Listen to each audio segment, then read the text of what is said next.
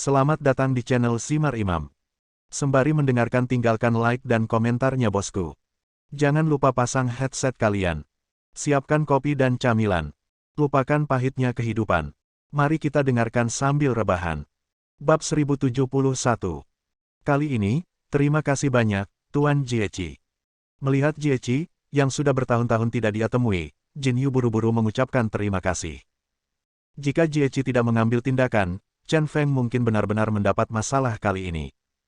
Biksu Jiechi melambaikan tangannya dan berkata, terima kasih. Dia ini adalah saudara angkat Jiu Qiansui. Saya harus membantunya. Saat dia berbicara, matanya tertuju pada Bai Sheng dan Bai Lang, yang sedang berdiri di depan.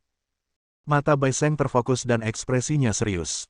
Jiu Qiansui tertawa dan berkata, kamu tahu dia adalah saudara angkatku. Aku berhutang budi padamu kali ini. Apakah ini benar-benar sebuah bantuan? Jiechi sangat gembira dan segera berkata sambil tersenyum, mengapa kamu tidak memberi bantuan lagu naga emas? Sampaikan rahasianya kepadaku. Aku bertanya pada Jiu Qiansui berkali-kali saat itu, apa kunci warisan lagu naga emas? Namun semuanya ditolak dengan kejam oleh Jiu Qiansui. Bukan karena Jiu Qian pelit, tapi istana Pangeran Jin yang memberi perintah. Ketika Pangeran Jin mengetahui bahwa Jiu Qiansui berhasil, dia menyuruh Jiu Qiansui untuk mewariskan naga emas Yin sebagai seni bela diri rahasia istana Pangeran Jin. Oleh karena itu, konon hal itu hanya diwariskan kepada orang-orang istana Jin, bukan kepada orang luar. Kecuali mereka yang dipilih oleh istana Jin, Jiu Qiansui tidak diizinkan untuk mengajarkan rahasia Jin Long Yin kepada orang lain. Jiu Qiansui, dia bersumpah demi hal ini. Oleh karena itu, rahasia lagu naga emas tidak pernah disampaikan kepada Biksu Jiechi. Tanpa diduga, Jiechi bertanya lagi. Jiu Qiansui tampak sedikit malu dan melirik ke arah Jin Yu tanpa sadar, aku benar-benar tidak setuju dengan ini, jadi izinkan aku membalasmu dengan sesuatu yang lain. Karena dia telah bersumpah dengan sumpah beracun, dia tidak bisa tidak melanggar sumpah. Ini juga merupakan prinsip hidup. Biksu Jiechi mendecakkan bibirnya dan berkata dengan sedikit ketidaksenangan, selain itu, aku tidak punya hal lain yang harus kamu lakukan. Bagaimana dengan ini? Anak ini, Chen Feng, telah mengubah nyanyian naga emas di dinding batu di ruang rahasia.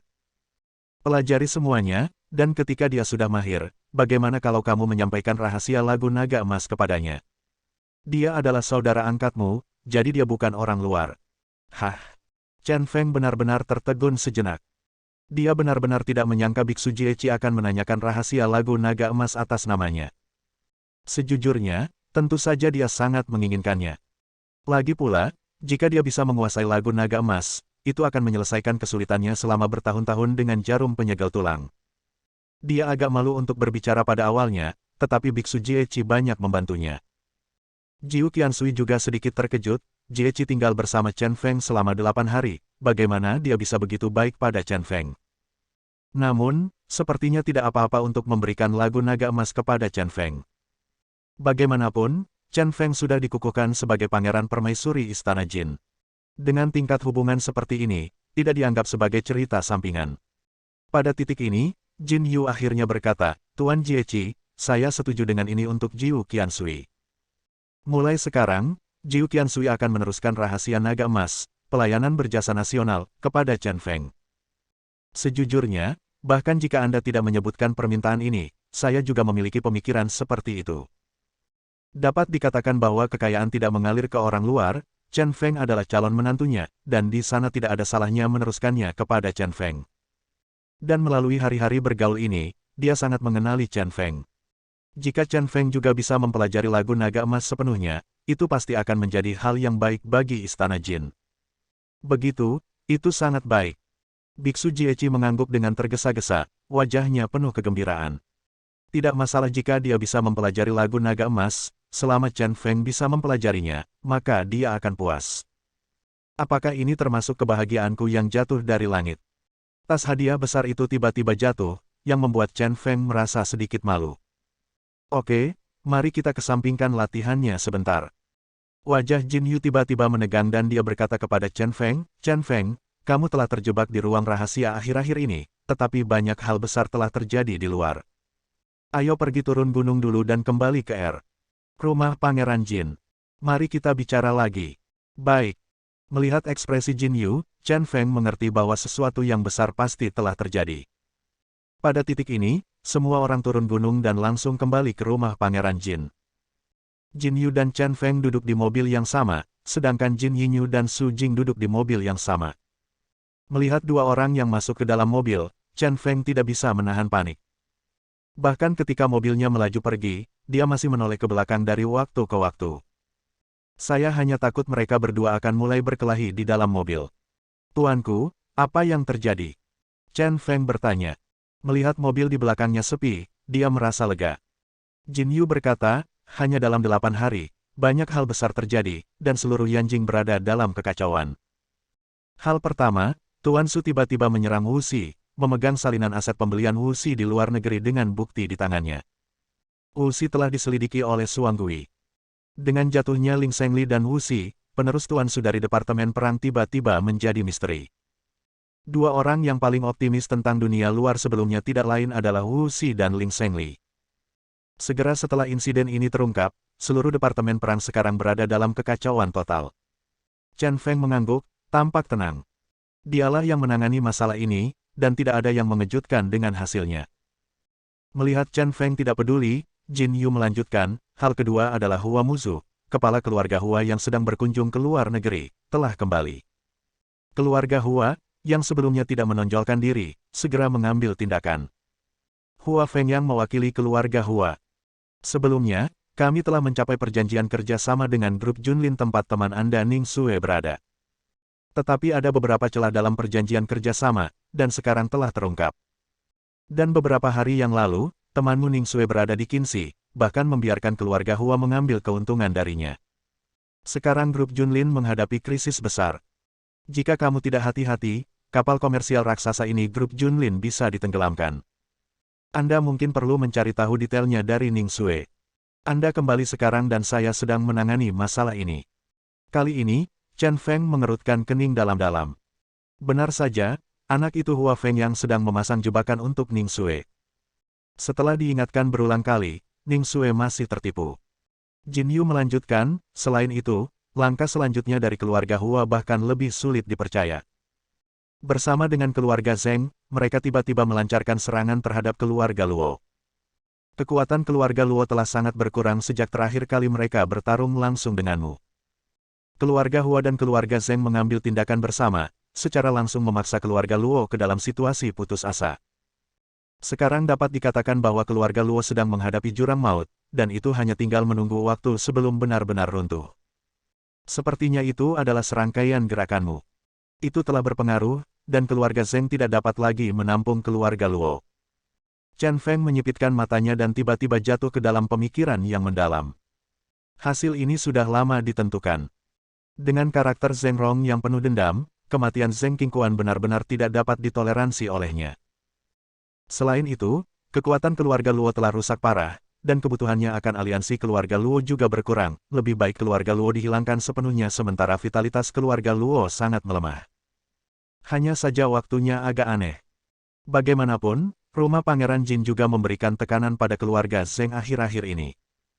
Keluarga Zheng, pada gilirannya, mengambil tindakan terhadap keluarga Luo, kurang lebih mengambil risiko. Yang mulia, pengaruh apa yang dimiliki Zheng Rong terhadap keluarga Luo? Chen Feng bertanya. Bagaimanapun, keluarga Luo juga merupakan keluarga besar di Yanjing. Meskipun vitalitas mereka sekarang rusak parah, unta kurus lebih besar dari seekor unta. Kuda. Jika Anda ingin menghancurkan keluarga Luo sepenuhnya, Anda harus mengambil kendali fatal keluarga Luo. Jin Yu menjelaskan, dikatakan bahwa Yan Mo dan Dong Fangli memimpin banyak saudara Hongmen untuk mengkhianati Hongmen dan bergabung dengan Zheng Rong. Sekarang Hongmen sepenuhnya terbagi menjadi dua faksi, satu dipimpin oleh Yan Mo dan Dong Fangli. Kekuatan pengkhianat. Faksi lainnya adalah mereka yang masih setia kepada Hongmen yang dipimpin oleh wakil pemimpin sekte He Suixian. Dari segi kekuasaan, Yan Mo dan Dong Fangli bahkan lebih kuat. Itu juga karena pengkhianatan Yan Mo dan Dong Fangli, menyebabkan banyak bukti bahwa keluarga Luo menggunakan orang-orang Hongmen untuk melakukan kejahatan. Misalnya, keluarga Luo menyuruh pembunuh orang-orang Hongmen membunuh beberapa lawan politik, dan untuk memperluas kekuasaan orang-orang Hongmen, keluarga Luo bertindak sebagai payung pelindung kejahatan. Yan Mo dan Dong Fangli adalah tokoh penting di Hongmen. Dapat dikatakan bahwa bukti yang mereka hasilkan tidak dapat disangkal, sehingga menyulitkan keluarga Luo untuk membela diri. Sekarang keluarga Luo berusaha mati-matian untuk membina hubungan, tetapi dengan efek kecil. Chen Feng menyipitkan matanya sedikit dan akhirnya mengerti apa yang sedang terjadi. Dia berkata kepada Jin Yu, "Yang mulia, lusa, Istana Jin juga akan menyerang keluarga Luo dan membantu Zheng Rong dan Hua Muzu menyingkirkan Luo Yuanjin." Bab 1072. Chen Feng belum sepenuhnya memahami sampai saat ini bahwa Zheng Rong ingin menyingkirkan keluarga Luo. Selain hasutan sebelumnya, ia juga ingin mencaplok kekuatan keluarga Luo untuk digunakan sendiri. Kuncinya adalah kekuatan Hongmen. Selama keluarga Luo abadi, pendukung Hongmen yang diwakili oleh He Suixian akan selalu memiliki sesuatu untuk diandalkan. Dan itu juga akan mengancam para pengkhianat Hongmen yang dipimpin oleh Yan Mo dan Dong Fangli. Setelah keluarga Luo tersingkir, kelompok fanatik Hongmen yang dipimpin oleh He Suixian tidak akan mendapat dukungan dan pasti akan dianeksasi oleh pasukan Yan Mo dan Dong Fangli. Sejak saat itu, tidak ada lagi orang Hongmen dari keluarga Luo. Hongmen telah sepenuhnya menjadi pengikut keluarga Zheng. Bagi Zheng Rong, sudah pasti lebih kuat dari harimau. Kekuatan tempur di tangan Zheng Rong tidak lebih dari 4 kejahatan dari kolam darah, dan beberapa orang yang sebaik Tian Zihao. Kekuatan tempur seperti itu masih kalah jika dibandingkan dengan istana Pangeran Jin. Terutama Es Blood Pool for Evils benar-benar ditekan oleh Jiu Qiansui. Setelah memiliki Balrog dan Dong Fangli, semuanya benar-benar berbeda. Terutama keberadaan orang yang dikenal sebagai orang terkuat kedua di kerajaan naga ini, sampai batas tertentu, memungkinkan keluarga Zheng untuk menghadapi langsung Jiu Qiansui. Sebelumnya, bagi keluarga Zheng, ancaman terbesar bagi istana Jin adalah Jiu Qiansui. Setelah Anda menguasai Balrog dan Dong Fangli dengan kuat, Anda tidak perlu khawatir tentang hal ini. Oleh karena itu, Zheng Rong harus menghancurkan keluarga Luo. Akibatnya, keluarga Luo akan memiliki terlalu banyak waktu untuk mengurus diri mereka sendiri dan tidak akan mendukung He Suixian. Nasib seluruh keluarga Hongmen pada akhirnya menjadi milik Zheng Rong. Setelah memikirkan hal ini dengan jelas, Chen Feng kini menghadapi dua masalah.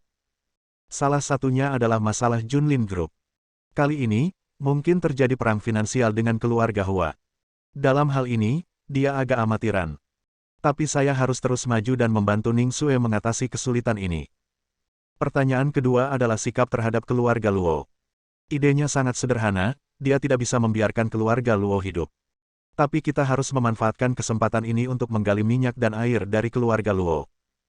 Maksudmu, biarkan istana Pangeran Jin mengambil kesempatan ini untuk melenyapkan keluarga Luo sepenuhnya. Jin Yu bertanya dengan konfirmasi. Meskipun keluarga Luo juga sangat penuh kebencian, jika kamu melakukan ini, kamu akan membantu Zheng Rong. Melihat pikiran Jin Yu, Chen Feng mengangguk dan berkata, "Pangeran, jangan khawatir, Zheng Rong tidak akan mengambil keuntungan apapun. Dia menginginkan barang-barang keluarga Luo, dan aku juga menginginkannya." Setelah hening beberapa saat, Jin Yu mengangguk. Ia percaya pada Chen Feng. Setelah itu rombongan kembali ke istana Pangeran Jin dan langsung menuju aula suanya untuk mempersiapkan diskusi. Tapi Chen Feng berjalan ke halaman sambil memegang telepon. "Hei, apakah kamu merindukanku?" Setelah panggilan tersambung, Chen Feng berbicara dengan mulut manis. Suara anggun Ruan Qingqiu datang dari sisi berlawanan, orang gila. "Ya, aku sangat merindukanmu."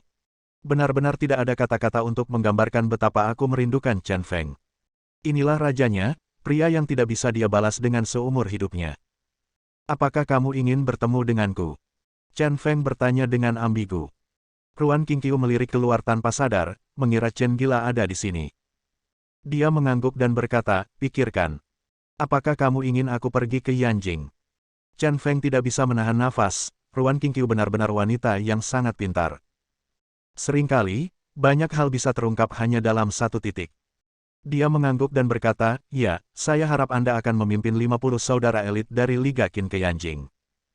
Saya juga akan meminta Luo Rongyan dari Tianmeng untuk memilih 50 saudara elit untuk datang ke Yanjing. Kalian berdua bersama-sama, membentuk sebuah geng bernama Yanmeng. Tujuannya sangat sederhana, manfaatkan perpecahan Yanjing Hongmen untuk mencaplok kekuatan mereka yang tersebar dan mendapatkan pijakan yang kokoh dalam waktu sesingkat mungkin." Zheng Rong menginginkan Hongmen. Dia tidak bisa membiarkan Zheng Rong menelan sepotong daging gemuk dengan ini mudah. Memanfaatkan perpecahan antara Hongmen, ular lokal di dunia bawah tanah Yanjing, dia ingin Yanmeng mengambil kesempatan untuk mendominasi dunia bawah tanah Yanjing. Orang gila, aku mengerti. Kapan aku harus berangkat? Tanya Ruan Qingqiu. Sejak Chen Feng memberikan tugas, yang harus dia lakukan hanyalah melaksanakannya. Chen Feng berkata, aku akan memberimu 1 hari untuk bersiap besok dan membawa seseorang ke Yanjing lusa. Oke, aku mengerti. Kata Ruan Qingqiu lembut. Terima kasih atas kerja kerasmu. Sampai jumpa lusa. Oke, sampai jumpa lusa. Setelah keduanya menutup telepon, Chen Feng menelepon Luo Rongyan lagi. Saat ini, Luo Rongyan sedang berbaring di bak mandi. Di samping bak mandi ada segelas anggur merah. Dia santai dan menikmati momen ini. Tiba-tiba, matanya yang indah berubah sedikit, melihat gelembung di bak mandi, dan memikirkan Chen Feng. Hari itu, agar Lan Zunlong tidak mengetahuinya, Chen Feng bersembunyi di bak mandi. Airnya sangat jernih, dan kurasa bajingan Chen Feng itu telah melihat semua bagian pribadinya. Tapi saat aku memikirkannya, hatiku tiba-tiba terasa hangat. Karena dia sudah menjadi wanita Chen Feng. Apakah orang ini sibuk sekali? Apakah kamu tidak punya waktu untuk meneleponku? Gumamnya, merasa sedih memikirkan hal ini. Ding bell.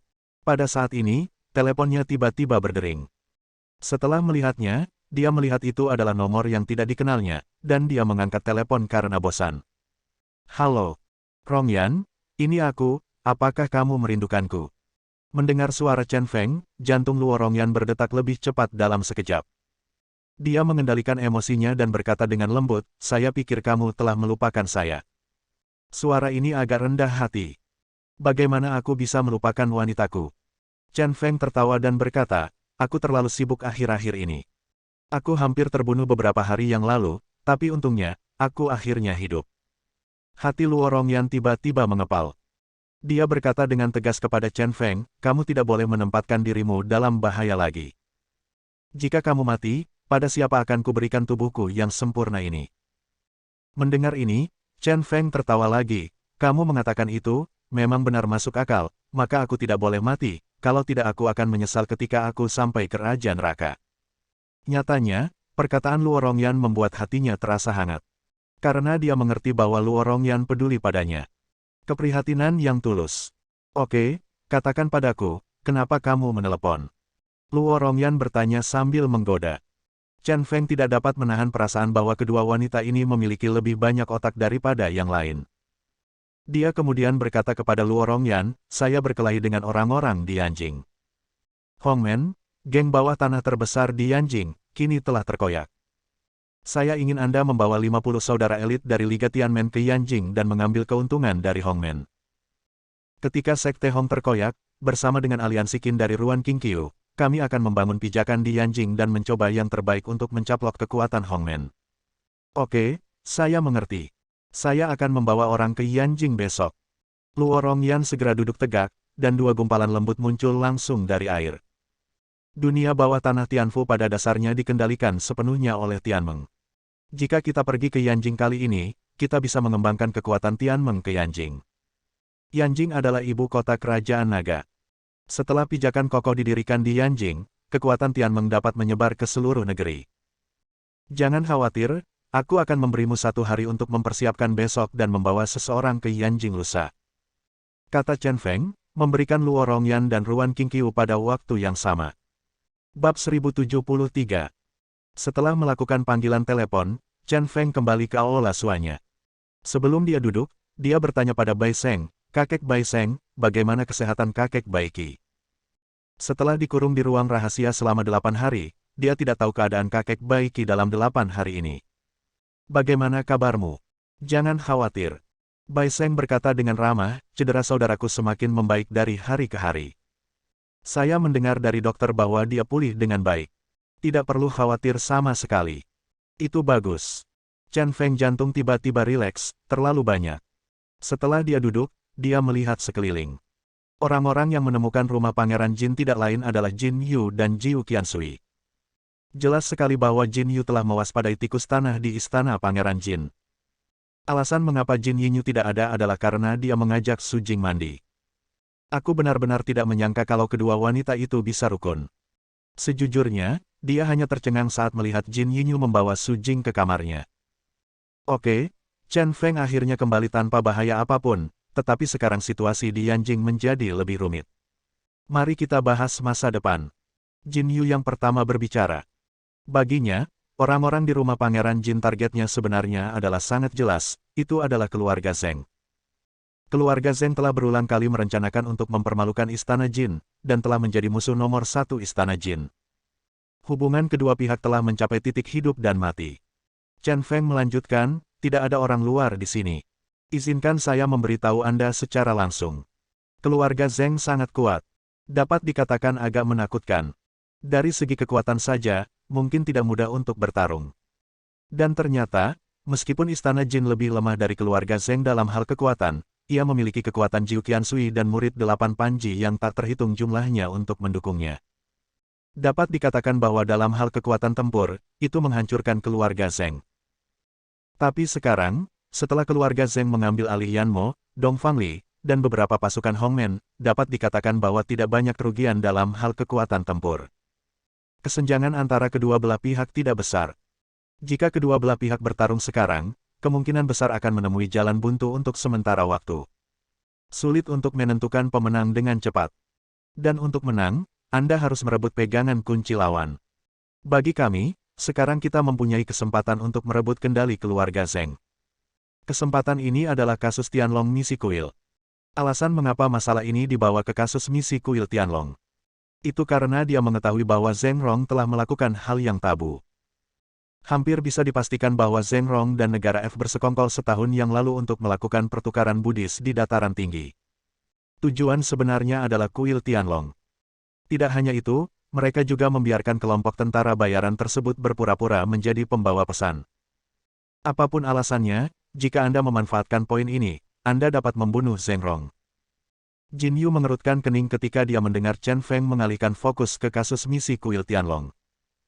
Dia berkata kepada Chen Feng, Anda mungkin telah menemukan sesuatu, dan Anda juga harus memahami bahwa meskipun masalah ini melibatkan keluarga Zheng, ini sebenarnya adalah pegangan untuk Istana Jin. Jadi menurut saya lebih baik tidak menaruhnya berjuang ke dalam perspektif. Terlibat dalam kasus misi kuil Tianlong. Chen Feng dapat memahami pikiran Jin Yu. Bagaimanapun, kuil Tianlong adalah kekuatan Istana Pangeran Jin, dan orang yang membunuhnya adalah Biksu Jiechi.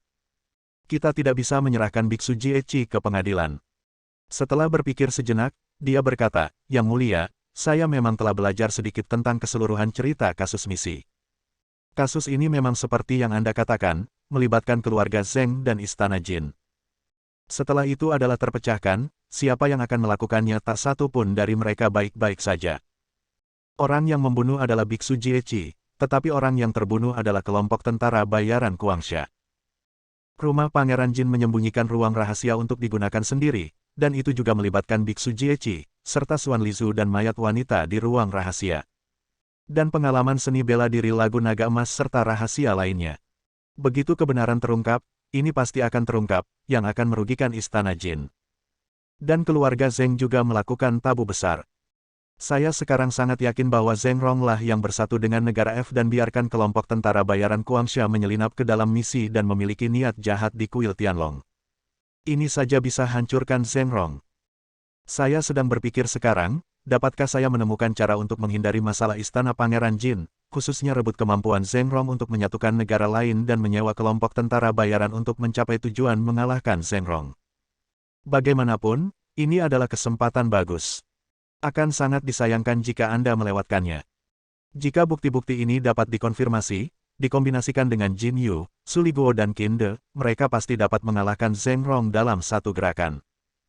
Kuncinya terletak pada bagaimana menghindari risiko Istana Raja Jin. Menurutku itu masih belum benar. Jin Yu menggelengkan kepalanya dan berkata, jika kasus misi kuil Tianlong digunakan untuk membunuh Zheng Rong, orang tua ini pasti akan menyeret Istana Pangeran Jin ke dalam air dengan seluruh kekuatannya. Pada saat itu, Istana Pangeran Jin tidak dapat diselamatkan, dan skenario terbaiknya adalah kedua belah pihak akan menderita. Meskipun penting untuk mengalahkan keluarga Zheng, Istana Pangeran Jin juga harus dilestarikan. Inilah intinya. Yang Mulia, apa yang Anda katakan masuk akal. Chen Feng mengangguk, tetapi mengerutkan kening, tujuan kami adalah mengalahkan keluarga Zheng, dan kami juga tidak ingin merusak Istana Raja Jin. Kekuatan investigasi kasus misi kuil Tianlong, sekarang ada di tangan saya, dan saya benar-benar memiliki keputusan akhir tentang bagaimana kasus ini diselesaikan. Jadi, masih ada peluang untuk melindungi istana Pangeran Jin dan mengalahkan keluarga Zheng, itu terutama tergantung pada bagaimana cara melakukannya. Saya ingin bertanya, mengapa Zheng Rong mencoba segala cara untuk menggunakan misi negara F untuk datang ke kerajaan naga setahun yang lalu? Apa yang dia cari di kuil Tianlong? Pangeran dan kakak laki-laki tertua sebenarnya tahu alasan masalah ini, bukan? Katakan padaku dan biarkan aku menilai apakah masalah ini bisa digunakan untuk mengalahkan Zheng Rong. Sebenarnya, setelah berkeliling dalam lingkaran besar, Chen Feng masih ingin tahu apa rahasia Tianlong kuil itu. Karena semuanya sangat aneh.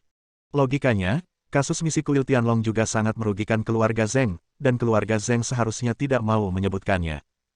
Dalam hal ini, ada pemahaman diam-diam dengan istana Jin. Namun kasus kali ini terjadi, justru keluarga Zheng yang menghasut Livert untuk mengungkap kasus geng tersebut. Berdasarkan hal tersebut saja, terlihat bahwa istana Jin semakin takut dengan kasus ini. Alasan rasa takut tentu saja adalah rahasia kuil Tianlong. Zheng Rongzhen adalah orang yang sangat terampil dan berani, dan dia menyadari bahwa ketakutan terhadap istana Jin lebih besar daripada ketakutannya sendiri, sehingga dapat mengendalikan istana Jin. Dalam hal ini, ada yang aneh. Zheng Rong diam-diam berkomunikasi dengan negara lain dan membiarkan kelompok tentara bayaran berpura-pura menjadi utusan, ini adalah kejahatan yang tidak bisa dimaafkan. Apa rahasia kuil Tianlong yang lebih besar dari kejahatan Zheng Rong? Saking rumitnya hingga dia sedikit penasaran, apa rahasia kuil Tianlong? Wajah lembut Jin Yu mengerutkan kening dalam-dalam. Setelah terdiam lama, dia berkata kepada Chen Feng lagi, Chen Feng, kamu benar-benar tidak ingin menyelidiki kasus misi kuil Tianlong lagi. Kamu percaya padaku, jika kamu terus menyelidikinya, istana Jin pasti akan mengalami bencana. Saat ini, sikap Jin Yu sudah sedikit berdoa. Hal ini membuat Chen Feng dan sangat sulit untuk bertanya lebih lanjut. Setelah jeda, dia berkata dengan enggan, kalau begitu izinkan saya menanyakan pertanyaan terakhir. Yang mulia hanya bisa menjawab ya atau tidak. Tanya saja padaku. Melihat Chen Feng begitu gigih, Jin Yu merasa tidak berdaya. Chen Feng bertanya, apakah rahasia ini ada hubungannya dengan mayat wanita di ruang rahasia? Ini adalah intuisinya, dan dia ingin memastikannya. Jin Yu membuka mulutnya sedikit dan menatap Chen Feng dengan heran.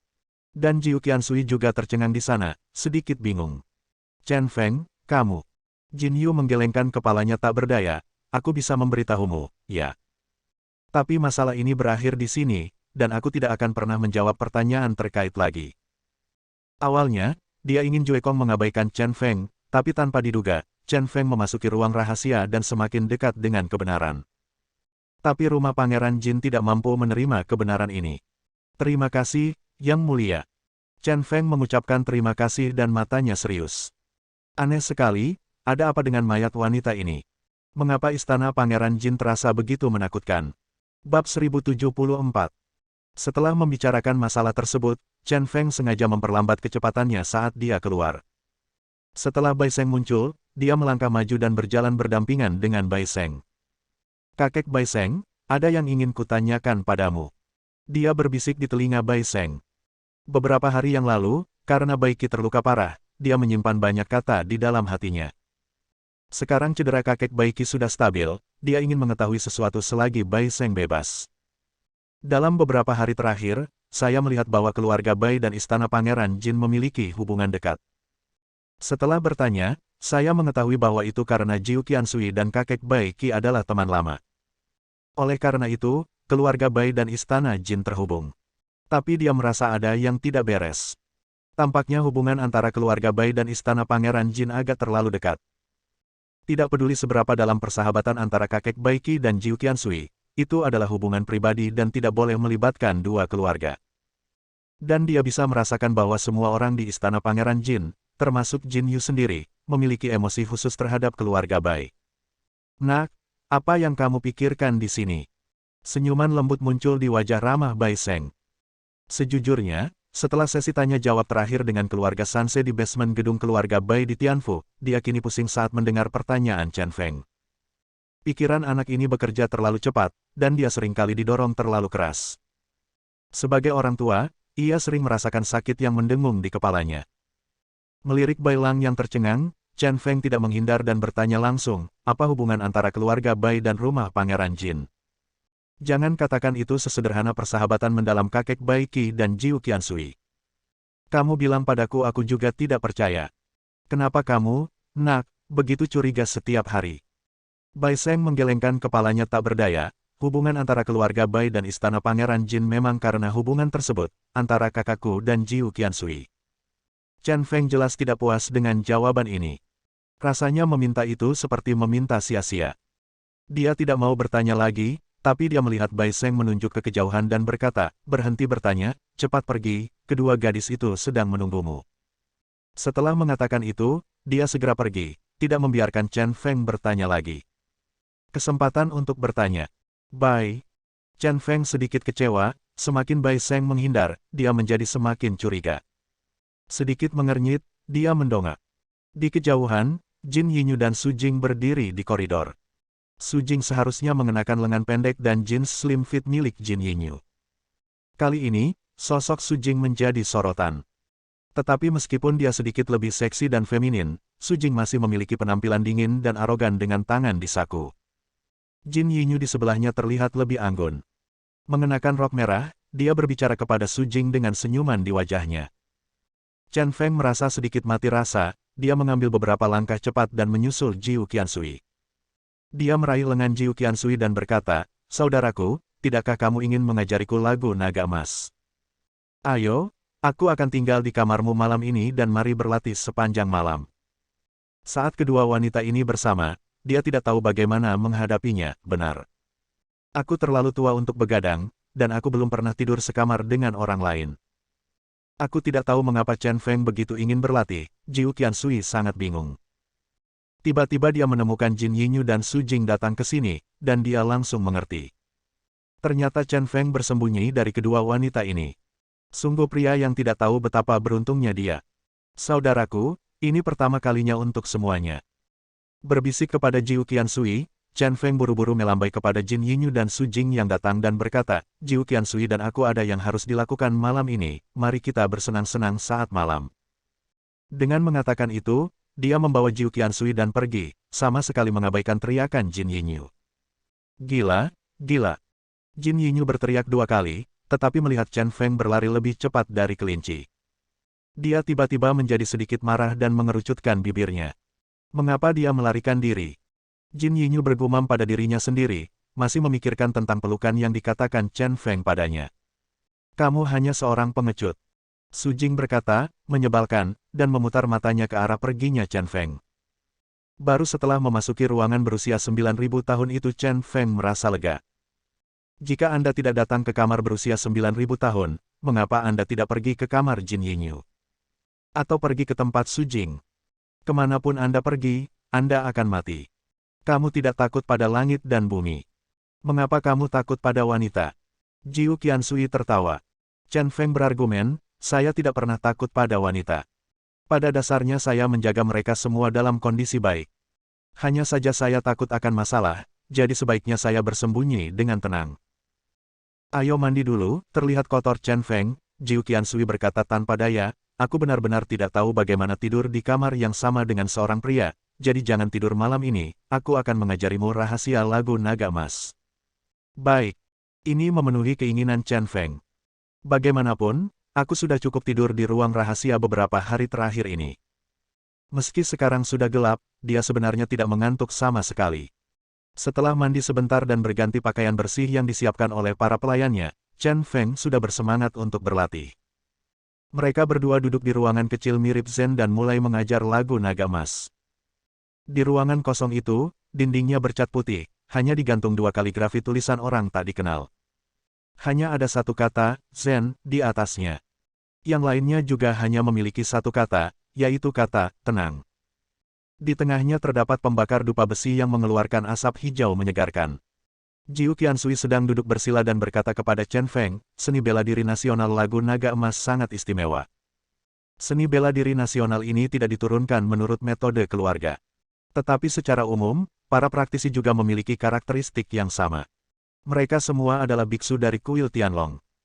Dengan kata lain, bahkan jika keterampilan seni bela diri lagu naga emas terukir di dinding, orang biasa hanya dapat melatihnya secara dangkal. Paling banyak, mereka dapat mengerahkan 40% kekuatan lagu naga emas seperti Jiechi. Tapi Jiechi juga seorang biksu. Kenapa dia tidak bisa memahaminya dengan jelas? Kamulah, yang bukan biksu, yang telah memecahkan misteri warisan lagu naga emas. Chen Feng bertanya dengan bingung, merasakan bahwa ini agak aneh. Kamu benar-benar salah. Jiu Qiansui berkata sambil tersenyum tipis, Jiechi adalah biksu palsu. Alasan mengapa dia ditahbiskan pada awalnya hanyalah untuk mengakses kuil Tianlong dengan lebih baik. Dan saya adalah anggota rumah Raja Jin saat itu. Biksu sejati yang dikirim ke kuil Tianlong untuk menjadi biksu kemudian dipanggil kembali oleh Istana Raja Jin untuk membantu pangeran karena prestasinya yang luar biasa dalam memberitakan prestasi negara. Setelah mendengar penjelasan Jiu Qiansui, tiba-tiba Chen Feng dipahami. Saya benar-benar tidak menyangka Jiu Qiansui adalah seorang biksu sebelumnya. Tapi Jiechi, seorang pria botak, sebenarnya adalah biksu palsu. Ekspresi Jiu Qiansui tiba-tiba memadat dan dia terus berkata kepada Chen Feng, alasan utama mengapa orang biasa tidak dapat berlatih lagu naga emas adalah karena seni bela diri lagu naga emas dipelajari dari kitab Buddha klasik, yaitu kitab suci.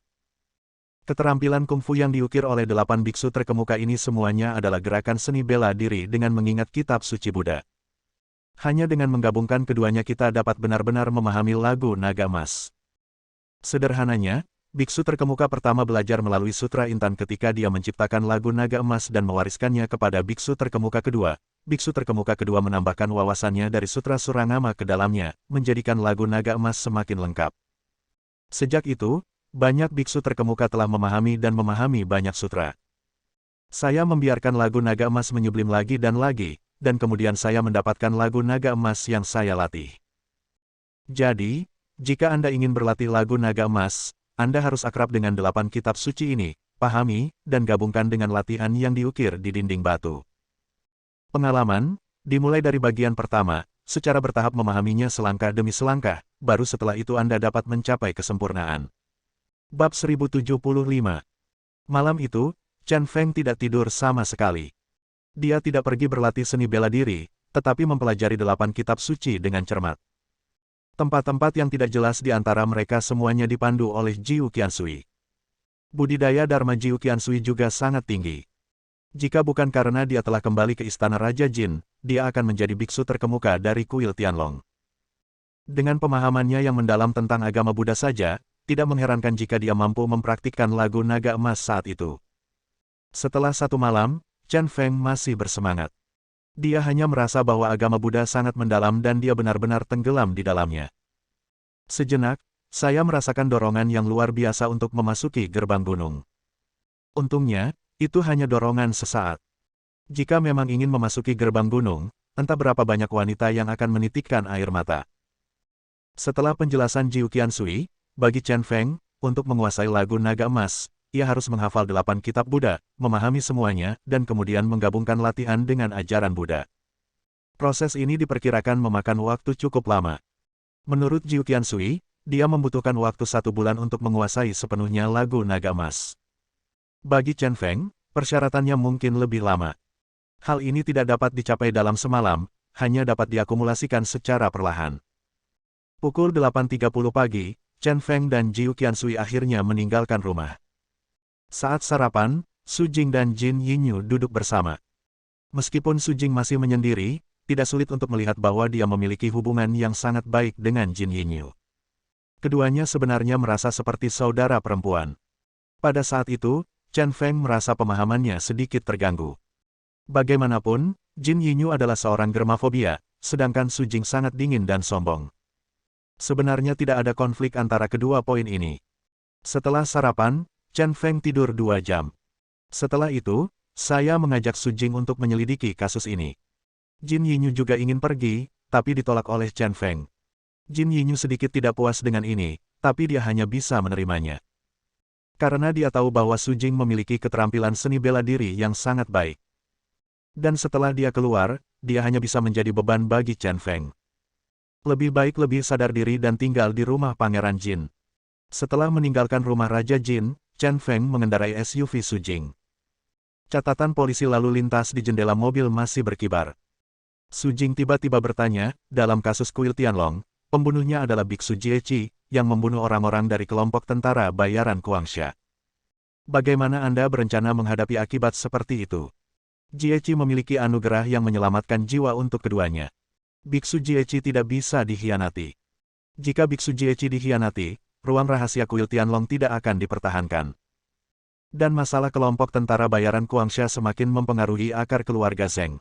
Dengan semua yang terjadi, dia tidak tahu bagaimana menyelesaikan kasus ini. Masalah ini sangat sulit untuk ditangani. Chen Feng mengemudi dengan satu tangan dengan tangan kirinya dan mengeluarkan sebungkus Monkey King dari sakunya dengan tangan kanannya. Dengan jentikan, sebatang rokok terbang ke mulutnya. Dia mengeluarkan korek api, menyalakannya, dan menghisapnya. Setelah mengembuskan asapnya, dia berkata, "Tapi, apakah menurutmu kasus ini sudah selesai? Khusus untukmu, alasan penyelidikan kasus ini adalah tewasnya 4 tentara Departemen Perang, tapi sekarang, kami belum menemukan siapa kedua pembunuh itu. Dan yang paling kritis adalah, apa yang diperebutkan oleh 2 kelompok keluarga Zheng dan rumah Raja Jin di sekitar kuil Tianlong, dan kita belum menyentuhnya. Jadi, ini belum waktunya memikirkan hasilnya." Su Jing mengangguk, setuju dengan apa yang dikatakan Chen Feng. Terutama 2 pendekar pedang yang berani membunuh tentara Departemen Perang tidak akan pernah dimaafkan. Hal ini harus diungkap dan ditangani secara serius. Menatap tanda jalan, dia bertanya kepada Chen Feng dengan bingung, "Kamu tidak pergi ke Kompleks 6? Lalu kemana kamu akan pergi? Apa yang akan kamu pergi ke Kompleks 6? Chen Feng menyipitkan mata sambil memegang sebatang rokok di mulutnya. Menutup matanya, dia berkata, "Aku tidak bilang kita akan pergi ke halaman 6. Ayo kita pergi ke halaman keluarga Luo untuk melakukan urusan pribadiku." Halaman keluarga Luo. Melakukan urusan pribadi. Su Jing segera mendengus. Dia secara khusus dikirim oleh Kementerian Perang untuk menyelidiki kasus ini, dan Chen Feng sebenarnya membawanya ke rumah Luo untuk menangani masalah pribadi. Meskipun dia tidak senang, dia tidak mengungkapkannya. Saya juga penasaran mengapa Chen Feng pergi ke rumah Luo. Beberapa saat kemudian, mobil berhenti di depan halaman luas di samping danau kecil. Halamannya sangat retro dan memiliki sedikit nuansa Taman Suzhou. Luo Yuanjin lah yang membangun halaman di samping danau di pinggiran kota. Luo Yuanjin suka tinggal di sini sendirian, tetapi putranya tinggal di villa keluarga Luo. Keduanya turun dari mobil dan menemukan 8 pria berpakaian hitam berdiri di depan kompleks keluarga Luo. Tampaknya situasi keluarga Luo sangat buruk. Sebenarnya ada 8 penjaga yang menjaga pintu rumahnya. Chen Feng memegang sebatang rokok di mulutnya dan berjalan dengan sangat mendominasi, sambil berteriak, "Katakan pada pria gendut Luo Yuanjin itu bahwa Chen Feng ada di sini." Dengan kata-kata yang mendominasi ini, seorang pria berbaju hitam masuk untuk melapor. Setelah beberapa saat, Luo Yuanjin yang gemuk keluar bersama putranya Luo Hou dan Luo Gang, serta He Shuixian, wakil kepala Hongmen. Luo Gang adalah orang yang kejam. Ketika dia melihat Chen Feng, dia berteriak dengan marah, "Chen Feng, kamu berani datang ke rumah Luo, apakah kamu mencari kematian?" Mencari kematian. Wajah Chen Feng tiba-tiba menjadi gelap, "Aku berdiri saja di sini dan temukan semua orang yang bisa kamu temukan. Aku ingin melihat bagaimana kamu bisa membunuhku." "Kamu." Luo Gang langsung tercekat. Memang benar, Chen Feng masuk ke altar utama Hongmen sendirian dan tidak terbunuh. Dia dikalahkan oleh 5 kekuatan tempur yang menakutkan termasuk Balrog dan Dong Fangli, namun dia gagal dibunuh. Chen Feng seperti itu tidak mungkin dihadapi mengingat situasi keluarga Luo saat ini. Mata Luo Yuanjin terkulai dan dia berkata dengan marah, "Chen Feng, apa yang ingin kamu lakukan ketika kamu datang ke keluarga Luo? Saya di sini untuk membantu keluarga Luo, kenapa kamu tidak mengundang saya masuk ke bicara?" Kata Chen Feng penuh arti. Berkata, Luo Yuanjin mengangkat matanya ketika dia mendengar ada sesuatu dalam kata-kata Chen Kresi. Setelah dia berpikir sebentar, dia berkata, "Silakan masuk." Luo Hou di samping menjadi cemas dan bertanya dengan sangat bingung, "Ayah, Chen Feng membunuh Luo Yao dan Luo Hao, kami masih ingin mengundangnya masuk. Apakah saya kepala keluarga, atau Anda kepala keluarga?" Tanya Luo Yuanjin yang gemuk, langsung menunjukkan dominasinya. "Tentu saja ayah." Luo Hou berkata dengan enggan. "Chen Feng, silakan masuk." Mengabaikan Luo Hou, Luo Yuanjin langsung melangkah keluar. Chen Feng tidak sopan dan memimpin memasuki kompleks keluarga Luo. Setelah melewati biara dan kolam, sekelompok orang memasuki aula yang elegan.